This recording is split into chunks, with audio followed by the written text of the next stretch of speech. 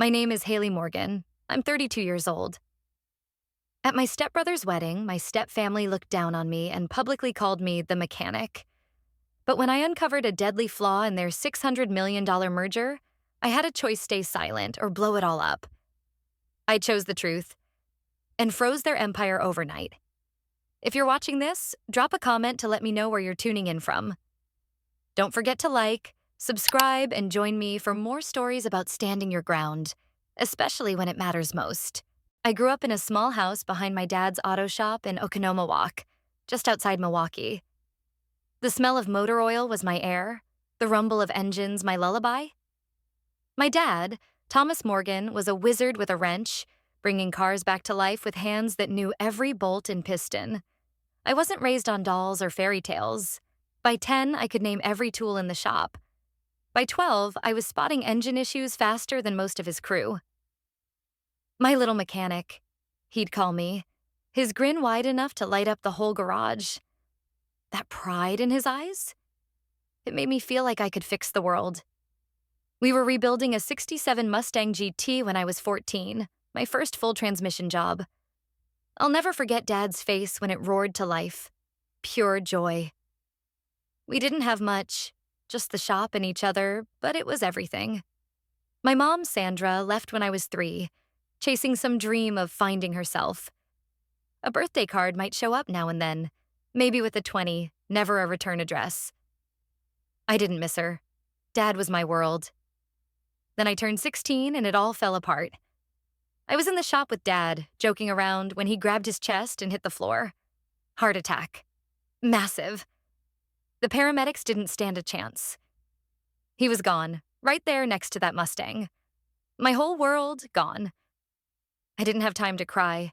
The shop was drowning in debt Dad never told me about. Bills stacked up and I was still in high school. But I knew what he'd do. Keep going. So I fought the court for a work permit to run the shop. Days in class, nights under hoods. Customers didn't care. They'd seen me there since I was a kid. I wasn't doing it for them. I was keeping Dad's dream alive. 2 years later, she came back. My mom. Sandra Morgan blew in like a storm, all diamonds and fake smiles, married to Charles Whitmore, some big-shot CEO of Whitmore Dynamics. Overnight, she went from the mom who ditched me to a Bloomfield Hills socialite. She didn't ask how I'd kept the shop running or how I was holding up. Instead, she dangled a new life in front of me. "You don't have to do this anymore, Hailey," she said, like my life was something to escape. "Come live with us. Charles can send you to any college. Leave the grease behind." Leave the shop? Sell Dad's legacy? No way. She wanted me to join her new family, Charles and his 2 kids, Brandon and Juliet. Brandon was being groomed to take over the company, all serious and lanky. Juliet was my age, polished to perfection, like she stepped out of a magazine. They looked at me like I was a stray dog. Then there was Evelyn, Charles's ex-wife, still living in their massive estate because apparently rich people don't let go of their exes. She took one look at my jeans and calloused hands and said, "Sandra, darling, perhaps a stylist for Hailey. Those nails look like they've been through a war." Didn't even glance my way. I didn't move in. I sold the shop on my terms, used every cent to get through engineering school at UW-Madison. 3 jobs, 2 scholarships, and a whole lot of grit later, I graduated top of my class. Landed a job at Vector Motors, worked my way up to lead engineer on powertrains, and had 2 patents by 30. I built my life, my name, without a dime from Charles. The Whitmores? They faded out. Mom called maybe twice a year, going on about Brandon's deals or Juliet's fancy friends, barely asking about me. Charles sent checks I never cashed. Juliet acted like I didn't exist. Evelyn was a ghost with a sharp tongue. Only Brandon reached out sometimes, usually when he needed help with some tech problem. I didn't miss them. Not really.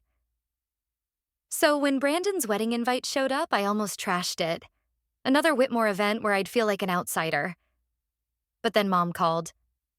"Please, Hailey," she said, softer than usual. "It'd mean everything if both my kids were there. Brandon asked for you." Brandon asking for me?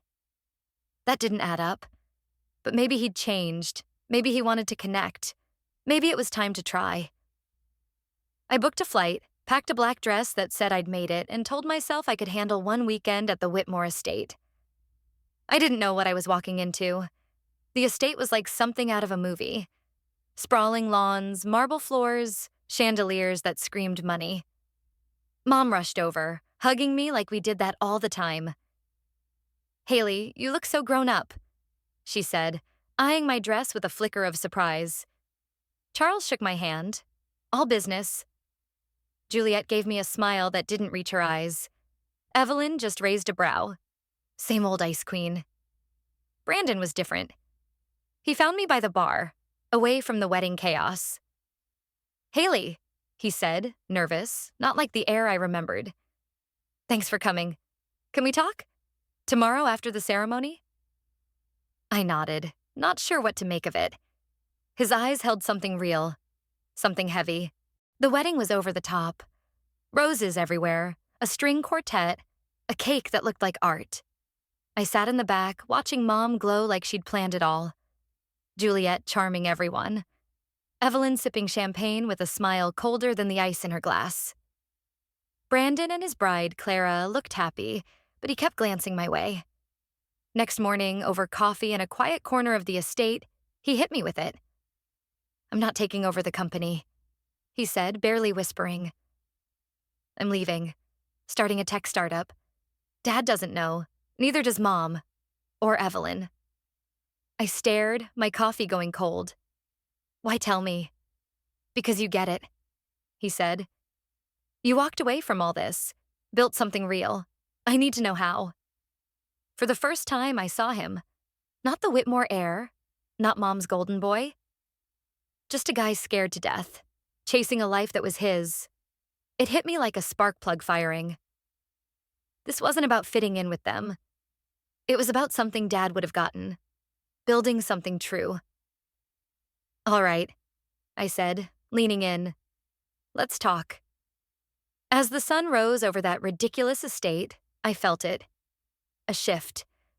I wasn't just the mechanic's daughter anymore. I was Hailey Morgan, and maybe, just maybe, I was about to fix something bigger than an engine. Stepping out of the Uber at the Whitmore estate felt like walking into a memory I'd tried to bury. The marble fountains still stood like sentinels at the gate, the ironwork vines still curled around the columns, frozen in their perfect bloom. The hedges lining the driveway were trimmed with surgical precision, screaming old money. This place never changed. It wasn't home, not even close. The driver let out a low whistle. "Damn, you sure this is the right address?" "Unfortunately, yeah," I said, grabbing my canvas duffel. "What is this place?" he asked, gawking. "My mom's idea of family," I muttered, half to myself. He laughed, thinking I was joking. I let him. I stepped out, the manila folder with the wedding invite. Fancy script, navy ink, gold foil, tucked under my arm. Before I could take 2 steps, a uniformed attendant materialized like some NPC in a video game. "May I take your bag, miss?" "I've got it," I said, clutching the duffel tighter. One wrong move and the grease-stained reality of my life would smudge their polished dream. The mansion doors swung open before I could knock. Classic Evelyn Whitmore move. She stood in the foyer, barking orders into a headset about flowers, a clipboard in one hand, her face carved from ice. She turned, saw me, and paused. "Hailey, you arrived." Not a welcome, just a fact, like she was checking me off a list. "Hi, Evelyn," I said, trying to keep it light. Pointless. She waved a hand without looking. "Gerald, take Miss Morgan to the East Wing, blue room." No hug, no smile, just a dismissal. Gerald led me through the house, past portraits of Whitmores I'd never be part of, their oil-painted eyes judging me. The blue room was exactly what I expected. A twin bed, a flickering lamp, a window facing a maintenance shed. Tucked behind the linen storage and next to the secondary laundry, it screamed, "You don't belong here." Message received. I'd barely unpacked when Mom knocked. "Hailey?" She peeked in, her eyes scanning the room like it personally offended her. "Oh, sweetheart, I told them you needed something closer to the main hall." I'll have them move you. No, you won't, I said. It's fine. She hugged me, her jasmine perfume laced with something like regret. I'm so glad you came. Is Brandon around? I asked. He's in meetings, she said too fast. Big merger this weekend. You know how your stepfather works. Yeah, I knew. Charles didn't stop for anything. Not even his son's wedding. She rambled about a $600 million deal, battery tech, and some land tied to the bride's family. I nodded, my gut twisting. Then she glanced at her watch. I need to meet the florist. Dinner tonight. Main dining room. Business casual. And she was gone. Like always. Staying in that room felt like choking. So I wandered. The house was exactly as I remembered. Fabergé eggs in glass cases, a staircase I wasn't allowed to slide down, portraits of people who looked like they owned half of Europe. I was the oil-stained ghost haunting their perfect world. Around 4 p.m., I stepped onto the back terrace, needing air. That's when I heard it. Platform failure, battery core instability. My ears locked on. Charles was at a marble table with 2 suits, Brandon flipping through a dossier beside him. The Winston tract is locked, one suit said. Her father signed off yesterday. Good, Charles said. The wedding seals it. Family merger, business merger, same thing. My throat went dry. They were tying the wedding to a land deal? And the E-Core battery? The other suit asked.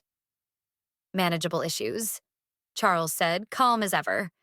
We push full production Q4. Defects fall in the transition window.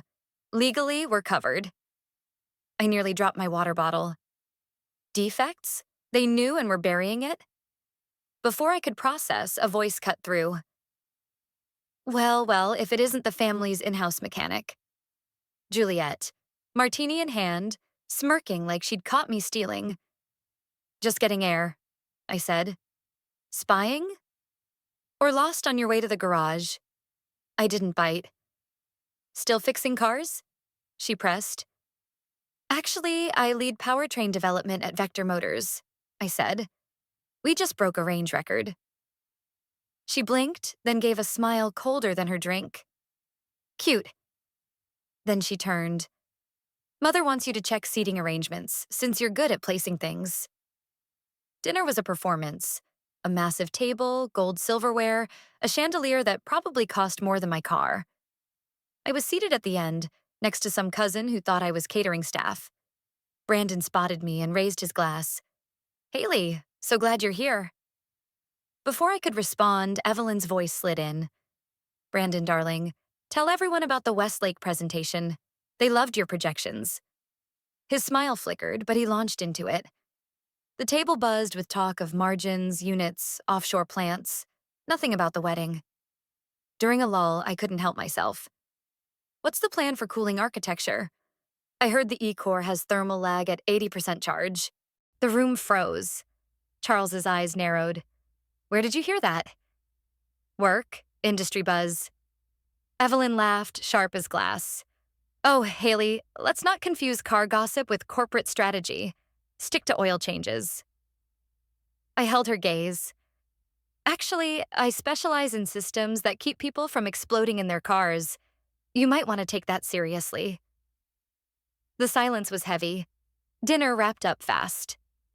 The next morning, I found the event coordinator in the garden tent, her clipboard trembling. Short-staffed? I asked. 3 no-shows. I'm dying. Put me to work. She blinked. You're not staff. No, I'm the family embarrassment. She laughed, handed me a box of name cards. I arranged tables, folded napkins, set floral runners. My hands got scratched, my blouse wrinkled, but I felt alive for the first time since I'd arrived. Then she appeared, blonde, polished, trying not to look panicked. Hi, she said. Do you know where the extra place cards are? By the arbor, I said. You must be Claire. You know me? Brandon talks. She relaxed. You're Hailey. He said you're the smartest person in the family.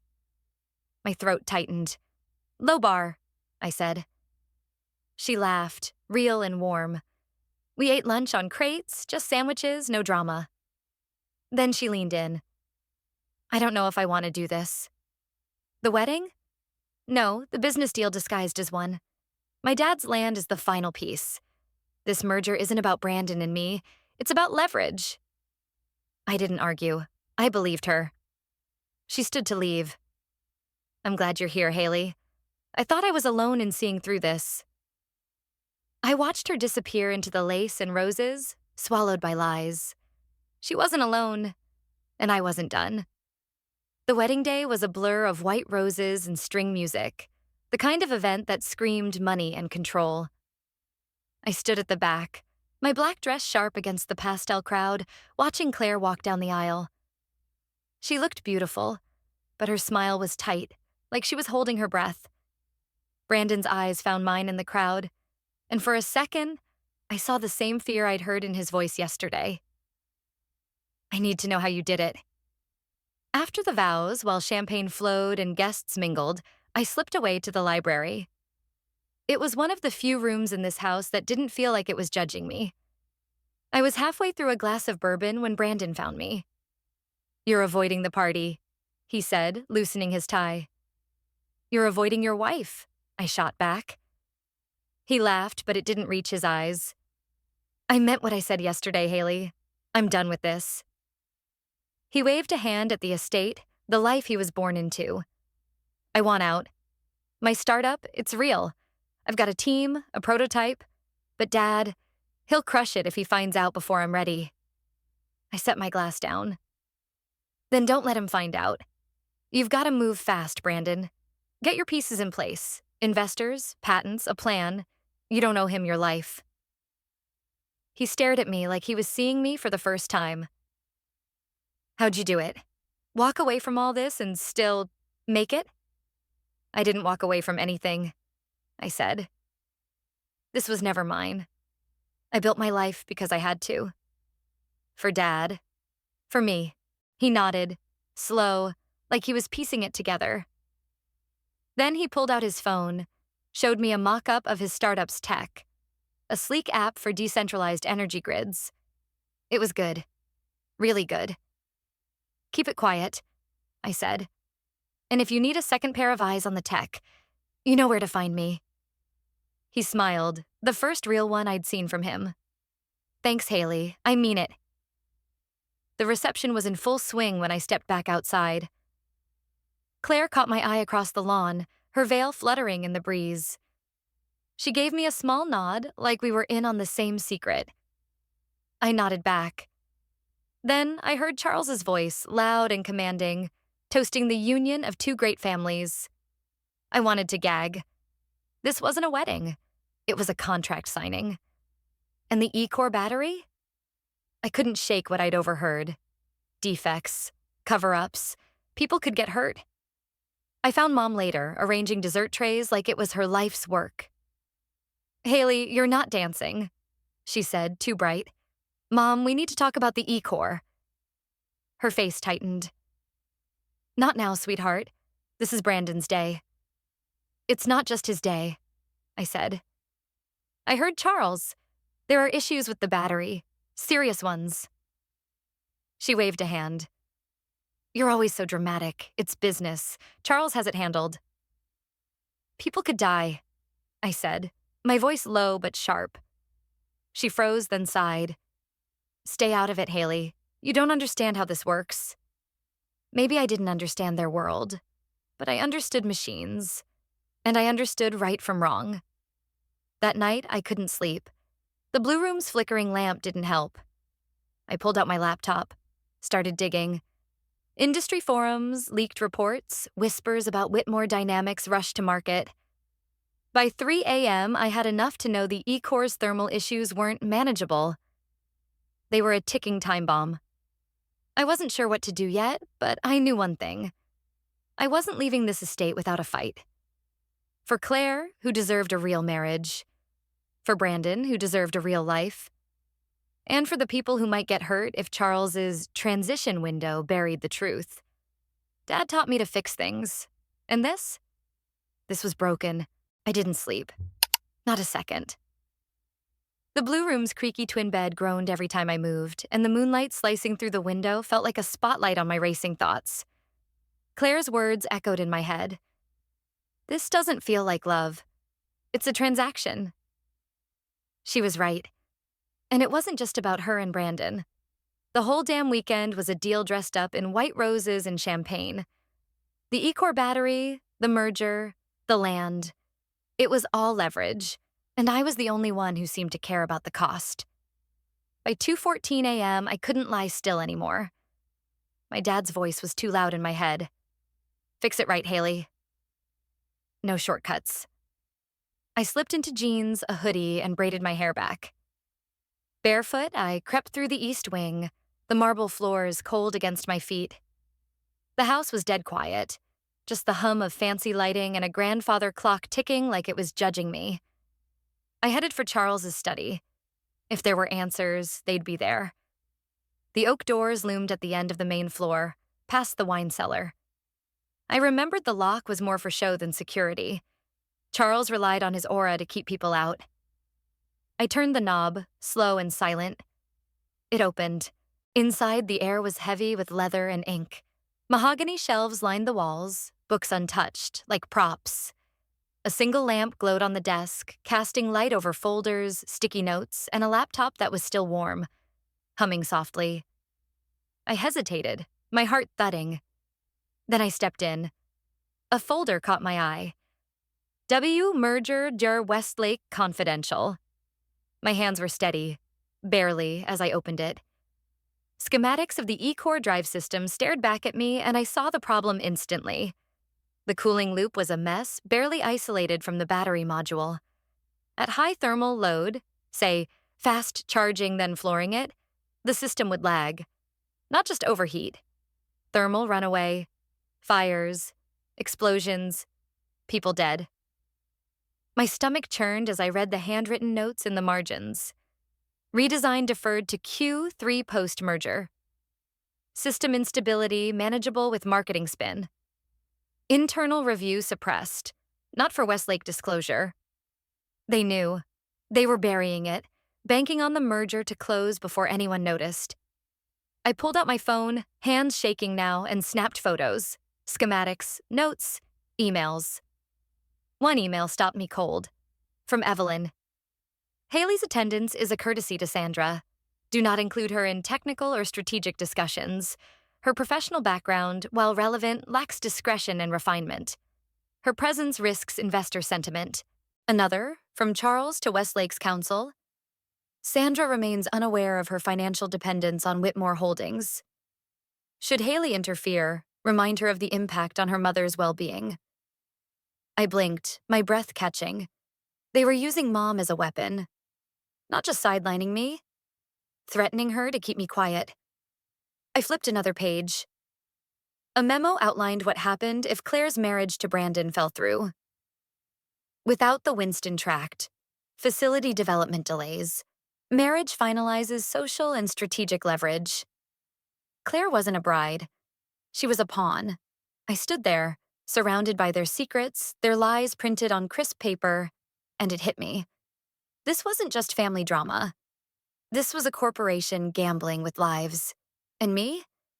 I was the inconvenient footnote who knew too much. A shadow moved in the doorway.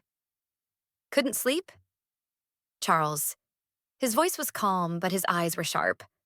I froze, the folder open in my hands, my phone still glowing. I was looking for tomorrow's schedule. I lied, grabbing a wedding folder as cover. His gaze flicked to the Westlake documents spread across the desk. Find anything else? I didn't answer. He stepped closer, folding his arms. I know you think you're doing the right thing, he said. But you don't understand what's at stake. I understand enough, I said, my voice steady. This design is dangerous. You're pushing a platform that could kill people. He didn't flinch. That's dramatic. The issues are manageable. The financial upside is worth more than a human life, I cut in. He leaned on the desk, his eyes cold. This isn't about morality, Hailey. It's about responsibility. Legacy. keeping this company alive. So you cover up the risk? No, he said, voice like ice.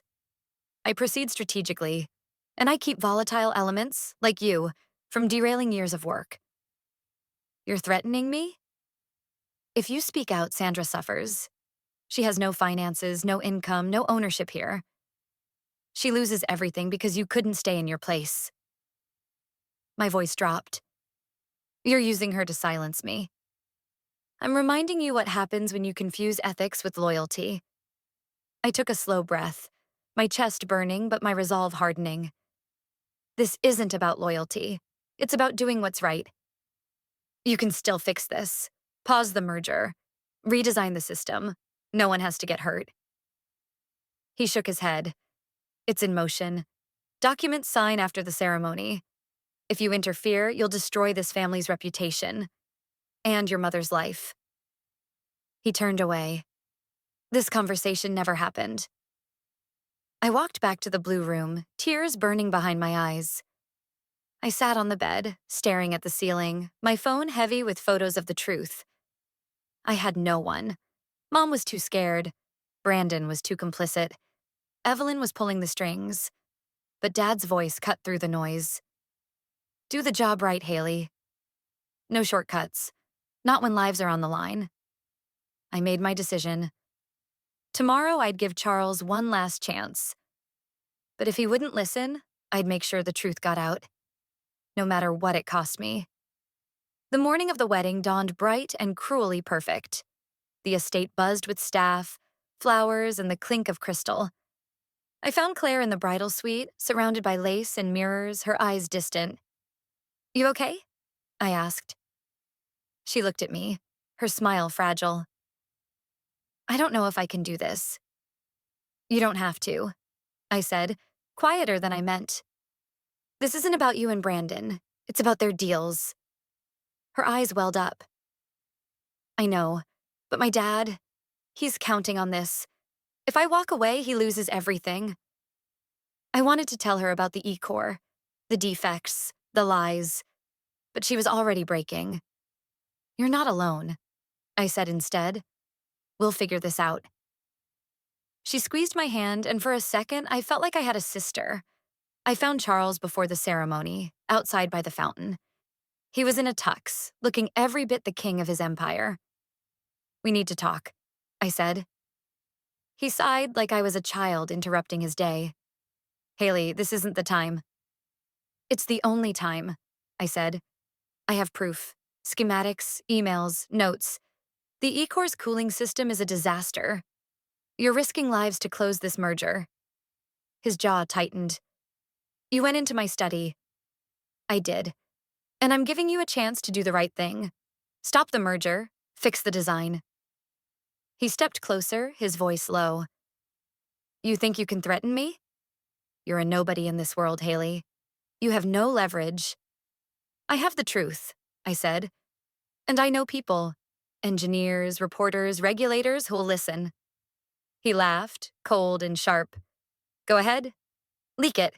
You'll ruin your mother. You'll ruin Brandon. You'll ruin Claire. All for what? A moral victory? I held his gaze. For the people who'll drive those cars. For the families who trust you. He turned away, dismissing me. Enjoy the wedding. The ceremony was a blur. Claire walked down the aisle, beautiful but brittle. Brandon's vows sounded rehearsed. The guests clapped, but I saw the suits in the back, whispering, checking their phones. The merger was closing. I slipped away before the reception, back to the blue room. My laptop was open, my phone beside it. I uploaded the photos to a secure drive, then drafted an email to a contact at the National Highway Traffic Safety Administration. I copied a reporter I trusted from an industry journal. Every click felt like a betrayal. Of Mom, of Brandon, of the family I'd never fit into. But it also felt like Dad, like the shop, like the only thing I'd ever known to be true.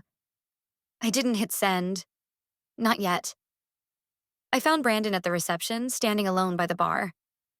You're leaving, he said, not a question. Maybe, I said. You still want out? He nodded, his eyes heavy.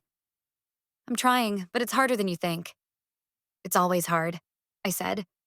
But you're not alone either.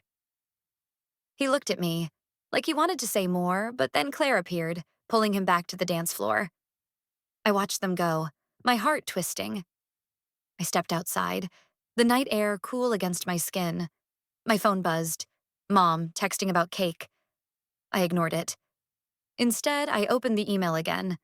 My finger hovered over send. Dad's voice was there, steady as ever. No shortcuts, Hailey. I pressed send. The fallout would come, maybe tomorrow, maybe next week. Mom might lose everything. Brandon might hate me. Charles would make sure I paid. But I'd done the job right. No shortcuts. I walked back into the reception, head high, ready to face whatever came next. The mechanic's daughter wasn't done fixing things. The morning of the wedding felt wrong, like the world was holding its breath. No clouds, no breeze, just a sterile, perfect stillness that screamed trouble. I stood in front of the Blue Room's antique mirror, my navy cocktail dress fitting like armor. It wasn't flashy, wasn't loud. I didn't need to be remembered for how I looked. I needed to be remembered for what I did. Outside, the Whitmore estate had transformed into a bridal magazine spread. White roses and gardenias perfumed the air, wafting through the open balcony. Designer chairs lined up under a massive floral arch, gold-trimmed parasols glinted in the sun, and a string quartet warmed up Vivaldi on the terrace. It looked like a fairy tale, but I knew better. This was no wedding. It was a battlefield. I walked past staff balancing trays of hors d'oeuvres, past Evelyn snapping orders into a hidden mic, past a security guard who gave me the same suspicious glance as yesterday. My seat was in the last row, tucked out of sight. I sat, back straight, hands in my lap, watching the guests arrive. Pearls, tailored suits, faces that didn't know my name. I was invisible to them, until I stood up. Logan Pierce, Westlake's CEO, was by the champagne bar, laughing with two executives. My stomach knotted, but my feet moved anyway. Each step felt like wading through oil, heavy and deliberate. "Mr. Pierce?" I said. He turned, eyebrows raised. "Yes?" "Hailey Morgan, powertrain engineer at Vector Motors." He blinked, processing. "Brandon's stepsister?" "Yes, and I have information that could stop this merger." I held out my phone, the photos from Charles's study ready. Schematics, notes, emails proving the E-Core's fatal flaw. The cooling loop fails under stress. Post-merger, your company assumes full liability. They've been hiding it. Logan took the phone, his smile gone. He scrolled, his frown deepening with every swipe. Evelyn materialized like a storm cloud. "Logan, I've been looking for—" Her eyes locked on me. "Hailey, what a surprise. I hope you're not boring our guest with outdated science projects." "She's not," Logan said, his voice ice cold. "She's raising critical safety concerns." Charles appeared, all charm until he saw the screen. "What is this?" "Exactly what I was about to ask you," Logan said, holding up the phone. I don't know where she got this," Charles stammered. "It's a misinterpretation." "Your signature's on the engineering sign-off," I said, my voice steady despite the pounding in my chest. The quartet stopped. Silence spread like a ripple. Heads turned. Phones came out. Recording. Evelyn's face twisted. "You're hijacking my son's wedding," she hissed. "No," I said, calm but firm. "I'm preventing a corporate disaster and saving lives."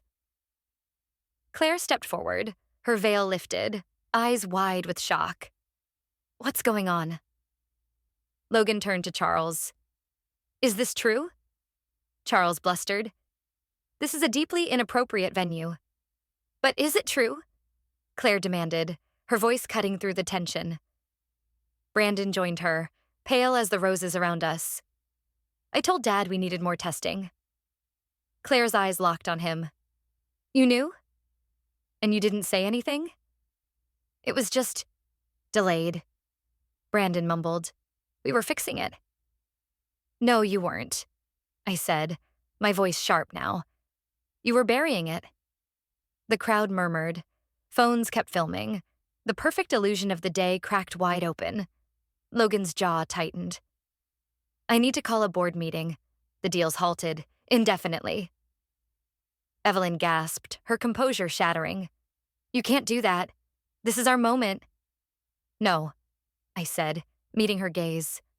It's your mask, and it just cracked. Claire turned to Brandon, her voice breaking. I can't marry you. The officiant stepped back, almost invisible now. Guests shifted, some slipping away, others frozen, watching the unraveling. Evelyn lunged toward me, her voice a venomous shriek. You ungrateful brat. You ruin everything you touch. Charles grabbed her arm. Stop. She doesn't deserve the Whitmore name. Evelyn spat. She's just a mechanic, a grease-stained mistake. I looked her dead in the eye, my voice low but unyielding. Then maybe it takes a mechanic to fix what's broken. The words hung in the air. Silence swallowed the crowd. One by one, guests drifted away, the wedding dissolving in real time. Logan turned to me, his face serious but not unkind. Ms. Morgan, would you consider joining our review panel? I'd be honored, I said, my heart still racing. The aftermath was chaos. Evelyn stormed off, Charles trailing her, barking into his phone. Mom found me by the fountain, her face pale. Hailey, what have you done? What I had to, I said. You heard them. They were going to let people die. Her eyes filled with tears. You don't understand. This family, it's all I have. I wanted to shake her, to make her see. You have me, I said. But you've never chosen me. She flinched, then turned away, disappearing into the crowd. My chest ached, but I didn't follow her. Claire found me later, her wedding dress swapped for jeans, her eyes red but clear. I called it off, she said. Not just the wedding, the whole deal. My dad's pulling the land. I nodded, not trusting my voice. She hugged me, quick and fierce. Thank you, she whispered. I thought I was trapped. You're not, I said. Not anymore. Brandon was the last to approach, his tux rumpled, his face a mix of guilt and relief. I should have listened to you sooner, he said. I didn't know how to stand up to them. You're starting now, I said. That's what matters. He hesitated, then pulled out his phone, showing me the same startup mock-up from yesterday. I'm doing it, Hailey. I'm out, for real this time. I smiled, a real one. Good. Call me when you need a beta tester. He laughed, and for the first time, I felt like he was my brother. I left the estate that night, my duffel slung over my shoulder, the air cool and sharp. My phone buzzed with notifications. Reporters, colleagues, even a message from Logan's team confirming the review panel. The email I'd sent to the NHTSA, and the journalist was already making waves. By morning, the story would break. I thought of Dad, his hand steady on a wrench, his voice steady in my heart. Do the job right, Hailey, no shortcuts. I'd done it. I'd fixed what was broken, even if it meant breaking everything else. As I walked down the gravel drive, the mansion fading behind me, I felt lighter. The mechanic's daughter wasn't just a footnote anymore. I was a voice, loud and clear. And I wasn't done. If you've ever been told you're too small, too rough, too ordinary to matter, don't believe it. You're the one who sees the cracks. You're the one who fixes them. Keep going. Tell your story. Let the world know what you've survived. 3 months after that wedding fell apart, my name, Hailey Morgan, was everywhere. Not as the greasy-handed kid from Dad's shop, not as the Whitmore family's dirty secret, but as the woman who stopped a $600 million empire dead in its tracks with nothing but a flash drive and the truth. The Westlake-Whitmore merger didn't just fail. It exploded. Within 2 days, the SEC was sniffing around, environmental agencies were tearing into years of shady E-Corps reports, and Charles was sweating in a federal hearing. Evelyn?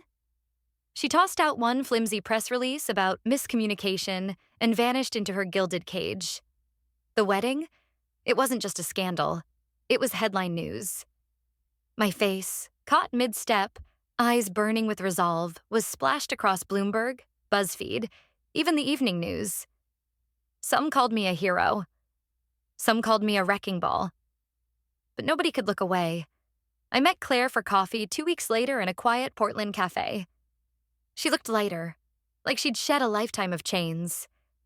Her hands shook as she stirred her latte. "I knew it wasn't real," she whispered. "The wedding, the deal. I knew, but I didn't think I could say no." "You did," I said, "and you're free now." She's running a nonprofit in Portland now, helping teens find their voice through art therapy. Every few weeks, she sends me photos, bright murals, kids laughing, stories of lives she's changing. Her last text hit me hard. "Thank you for giving me back my voice." I read it 3 times, my eyes stinging. Me? I was done shrinking. Job offers poured in, a cutting-edge EV startup, a fancy European design firm, and the one that floored me, a call from the Department of Energy. Chief engineering advisor for a national clean energy push. I said yes before they could change their minds. I moved to a DC brownstone, red brick, sunlit, with wisteria climbing the porch. Hardwood floors, an open kitchen, shelves packed with engineering books and chipped ceramic mugs. No more guest rooms or attic corners. No more wondering where I belonged. This was mine. My office door had a gold plaque. Hailey Morgan, powertrain specialist. Every time I saw it, I heard Dad's laugh. Logan Pierce, not a Whitmore, but Westlake's CEO, the one who listened, called me one afternoon. "We're rebuilding the board," he said. "We need you." My first board meeting was a moment I'll never forget. Charcoal blazer, white blouse, Mom's old graduation necklace catching the light. I walked into that glass-walled room, my nameplate waiting, and felt every eye on me. Evelyn would have choked on her martini. I visited Mom 2 weeks later. She met me at her garden gate, her yellow cardigan faded but familiar. Her hair was grayer, her eyes softer. "I saw you on the news," she said, voice thick. "You looked unshakable, like your dad." We drank tea on her porch, quiet settling between us. She didn't mention the wedding, and I didn't push, but as I left, she held my hand tight.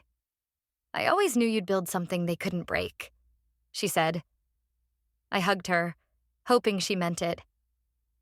The Whitmore estate hit the market soon after. Those glossy magazine spreads were gone, replaced by blurry foreclosure photos. Charles was tangled in arbitration, Evelyn was dodging charity fraud probes, and Brandon? He wiped his online presence and quit every board. The whispers weren't about me anymore. They were about them. Then came the grant. Vector Motors, my little startup from a converted garage, scored a $1.2 billion federal grant to push our e-drive tech forward. The irony was sweet. The work they laughed at was now America's future. And who signed the approval? Me. At the press conference, I faced a wall of cameras, CEOs, and politicians. Navy suit, steady voice, no fear. "This is a message," I said. "You don't silence the truth. You don't erase people who build from the ground up. And you never shame someone for getting their hands dirty to make something clean." The applause roared like an engine hitting redline. A month later, I stood backstage at MIT's Women in Engineering Symposium. My keynote, The Mechanic's Mind. Integrity over inheritance was about grit, betrayal, and choosing the hard right over the easy wrong. When I stepped off stage, 3 students ran up, tears streaming. One hugged me tight. "Now I know I don't have to marry power to become it," she said. My heart broke open, but it felt right. That night, on my DC balcony, the Potomac's lights dancing below, I wasn't angry anymore. I wasn't bitter. I was free. Dad's voice was there, clear as ever. "Do the job right, Hailey." No shortcuts. I had, and I wasn't stopping. To everyone who's been called just something. Just a mechanic, just a girl, just a nobody. Listen, you're the whole damn story. Your hands, your fight, your truth, They build what no one can tear down. So keep going. Make them hear you. Let your story rise. And if this moved you, stick with us on Hidden Family Revenge Stories.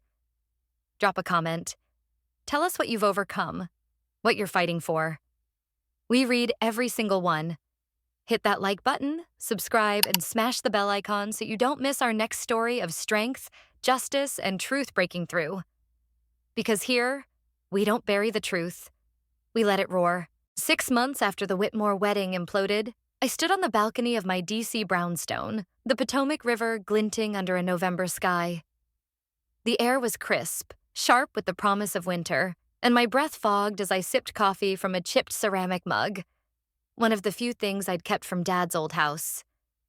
The city hummed below, a rhythm of ambition and grit that felt more like home than any mansion ever could. I wasn't the same Hailey Morgan who'd walked into that Bloomfield Hills estate, duffel bag in hand, heart heavy with doubt. I was someone new, someone the world couldn't ignore. The fallout from the Westlake Whitmore merger collapse was still rippling. The SEC investigation had ballooned into a full-blown scandal, with whistleblower tips flooding in from former employees who'd been silenced for years. Charles Whitmore's name was now a cautionary tale in boardrooms, his face grim on CNN as he dodged cameras outside a federal courthouse. Evelyn's charity fraud probe had uncovered a web of misappropriated funds, and her socialite facade crumbled faster than her Botox could hold. The Whitmore estate, once a symbol of untouchable wealth, sat empty on a foreclosure site, its marble fountains dry, its manicured hedges overgrown. The whispers weren't about their legacy anymore. They were about their lies. I'd become a name, too. Not just in headlines, but in places that mattered.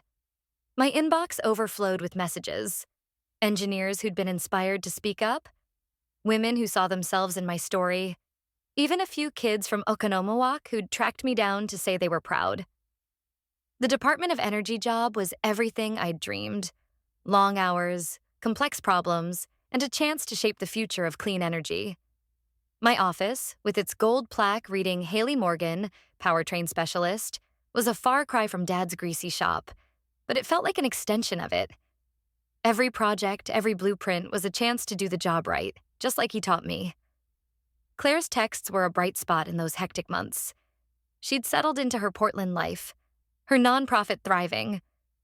Her latest message came with a photo of a mural, a vibrant explosion of color painted by teens she'd mentored. "You'd love this one, Hailey. It's called Spark. Guess who inspired it?" I smiled, my chest warm. She was free, and so was I. Brandon was another story.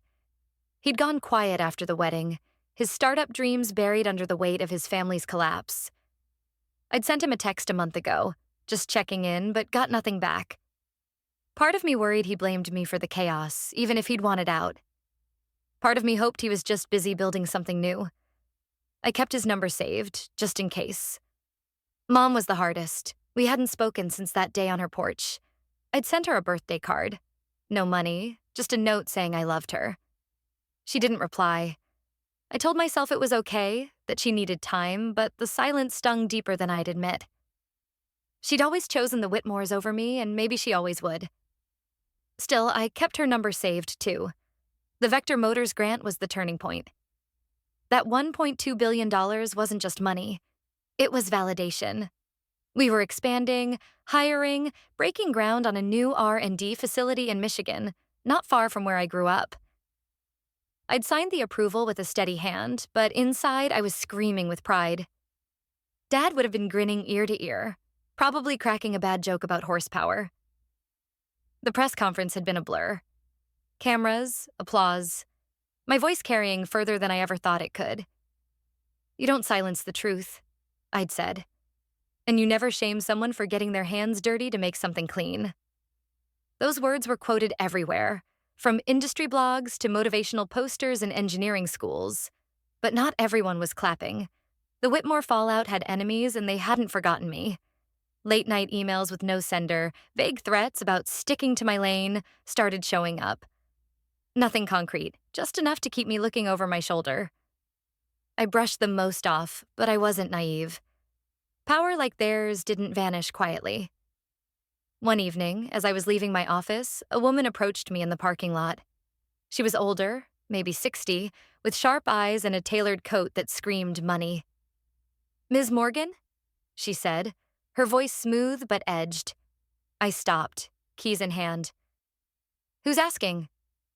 "Lillian Voss. I represent a group of investors with concerns about your recent activities." I raised an eyebrow. "Conk Anderns? Like the kind that come with NDAs and hush money?" She smiled, thin and cold.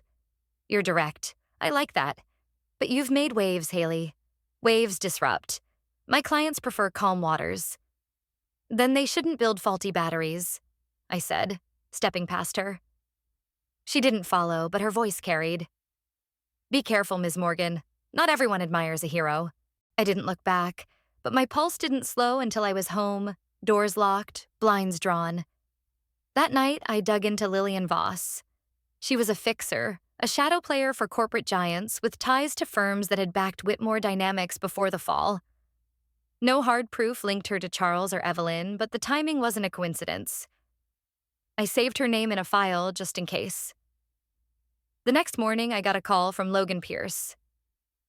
"Hailey, we've got a problem," he said, his voice tight. "Someone's leaking internal Westlake memos. They're pinning the E-Core flaws on you, saying you fabricated the data to tank the merger." I laughed, bitter.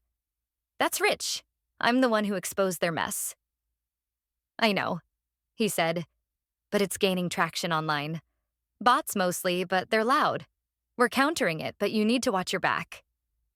I thanked him and hung up, my jaw tight. The game wasn't over. The Whitmores, or their allies, were fighting dirty, even from the ashes. That afternoon, I flew to Michigan for the Vector groundbreaking ceremony. The site was a sprawl of open land, dotted with construction equipment and the faint outline of what would become our future. My team was there, faces I'd worked alongside for years, people who'd bet on me when I was just a kid with grease under her nails. We stood together, shovels in hand, cameras flashing as I broke ground on the facility. "This is for the ones who build," I said to the crowd. "The ones who fix what's broken, no matter the cost." The applause was loud, but my eyes caught a figure at the edge of the crowd. Brandon. He looked different. Thinner, unshaven, but his eyes were clear. He gave me a small nod, and I felt a knot loosen in my chest. After the ceremony, he found me by the catering tent. "You came," I said, surprised. "Couldn't miss it," he said, a half smile breaking through. I'm sorry, Hailey, for everything. I should have stood up sooner." "You're here now," I said. "That's what counts." He pulled out his phone, showed me a new prototype for his startup, a decentralized energy grid app, leaner and sharper than before. "I'm funding it myself," he said. "No Whitmore money. Just me." I grinned. "Send me the beta, I'll break it for you." He laughed, and for a moment we were just two kids dreaming big, not pawns in a family war. Back in DC, I kept pushing. The DOE role was relentless. Meetings, prototypes, policy briefs. But it was mine. I was shaping something real, something that would outlast me. But the threats didn't stop. Anonymous messages, cryptic voicemails, even a tampered tire on my car one morning. I reported it, tightened my security, and kept going. Dad didn't raise me to back down. One night, my phone buzzed with a text from an unknown number. "Meet me. Tomorrow, 7 p.m., Lincoln Memorial. Come alone." No signature, but I knew. I'd seen her name in my files. Lillian Voss. I stood at the Lincoln Memorial the next evening, the marble steps cold under my boots. The city glowed around me, but I felt exposed, like a spark plug in a storm. Lillian appeared, her coat catching the wind. "You're a hard woman to scare," she said. "Not my first rodeo," I replied. "What do you want?" "My clients want stability," she said. "You're a variable they can't control. Walk away from the DOE. Take a private gig, name your price." I laughed, sharp and loud. You think I'd sell out after everything? Her eyes narrowed. Everyone has a price, Hailey. Even your father did. The words hit like a wrench to the chest. Don't you dare bring him into this. She stepped closer. He took a loan from Whitmore Dynamics, didn't he? To keep his shop afloat. He knew who he was dealing with. I froze. Dad had never mentioned a loan, but the shop's debt had always been a shadow. Was it true? Had he tangled with the Whitmores before I was old enough to understand? Think about it, Lillian said, handing me a card with a number. Call when you're ready to talk. She walked away, her heels echoing on the marble. I stood there, the card burning in my hand, Dad's voice fading under the weight of doubt. Had he compromised? Had he bent to keep me safe? I didn't sleep that night. The card sat on my kitchen counter, a taunt. But by morning, I knew. Dad didn't raise me to bend either. I tore the card in half and got to work. This isn't over. The truth never is. If you've ever been pushed to the edge, told to stay small, to stay quiet, don't. Your story matters. Your fight matters. Drop it in the comments below. What have you survived? What are you building? We read every word. Like this video, subscribe to Hidden Family Revenge Stories, and hit that bell so you don't miss the next chapter. Because here, we don't bury the truth. We let it burn.